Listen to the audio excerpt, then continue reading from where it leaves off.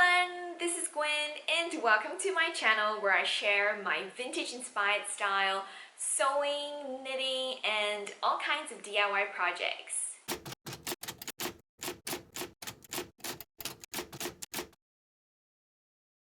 Today I'll be showing you how to make a really cute and retro headband with a simple gathered front. Now this is a knitting project, so you do need to have some basic knitting knowledge. But fret not, it's a beginner friendly project and all you need to know is 2 stitches, knit and purl, and you're good to go.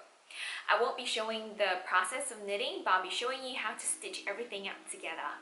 I made this using the same fingering weight yarn that I used for this project that was featured in my previous video from 2 weeks ago, which is the My Little Secret Crop by Jessie. And I've got some yarn left, so I thought, yeah, I'll just make a matching headband to go with the top because I love it when things match and go together. My handmade motto is, if it isn't a set, it's not done yet. And now let's get started with the project. I made this headband using 2 strands of fingering weight yarn held together, like I mentioned. This is a great stash busting project, and as long as you have at least 1 ball of fingering weight yarn, you have more than enough to finish the headband.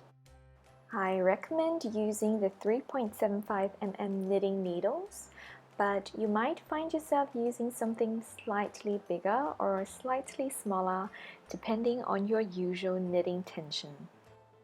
First of all, you want to knit the main body of the headband. It's basically a long rectangular piece that is knitted using the seed stitch. The long tail cast on is my preferred method of casting on, so I would totally recommend that for this project. If you leave a yarn tail of about 7 to 10 inches, that is more than enough for sewing the headband together later on. So keep knitting the main body of the headband in the seed stitch pattern until you get the length that you want. How long is it meant to be? Well, you want it to be able to go around the crown of your head in a manner that is snug but not too tight. For reference, my crown measures about 22 inches around, and I ended up with a main body of about 20 inches, so that's a difference of 2 inches. And next we're going to start sewing the gathers.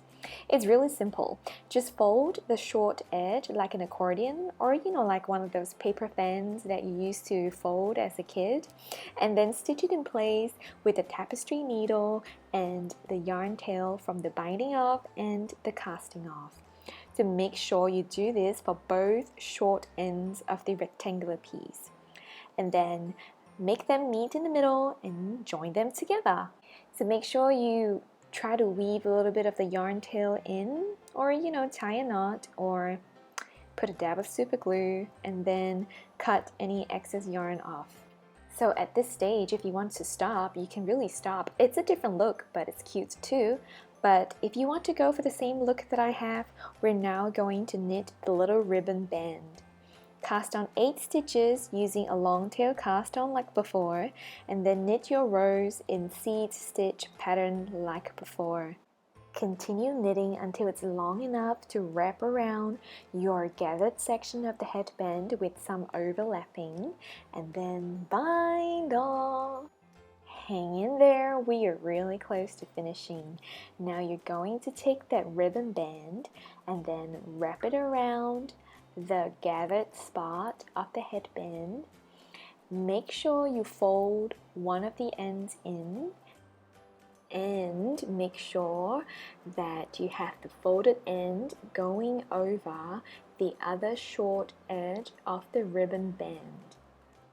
And we are now at the final step of the tutorial. So stitch the ribbon band in place and start by stitching the overlapped edges together. Then stitch the sides of the ribbon band to the main body of the headband.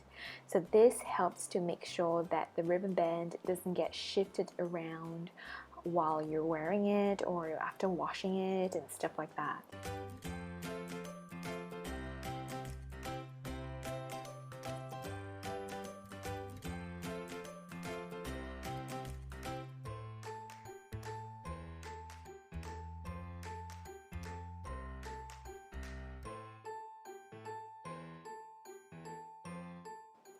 Geez, okay, there's one more step that I forgot about. Okay, as before, you can tie a knot, put a dab of super glue, but anything that you do, just try to like make sure it's not going to unravel, okay? And I like to loop the excess yarn under the ribbon band to hide the knot. And really, truly, final step, just cut the excess yarn tail off and you're really done. This is it. Well done!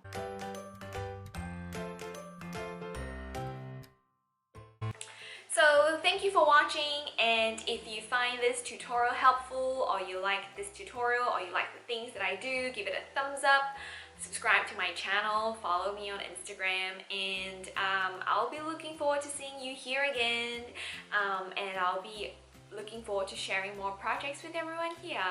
So have a good day, stay safe, bye! This is a sewing project. Delete. And my motto is, if it is, I need to stop talking with my hands.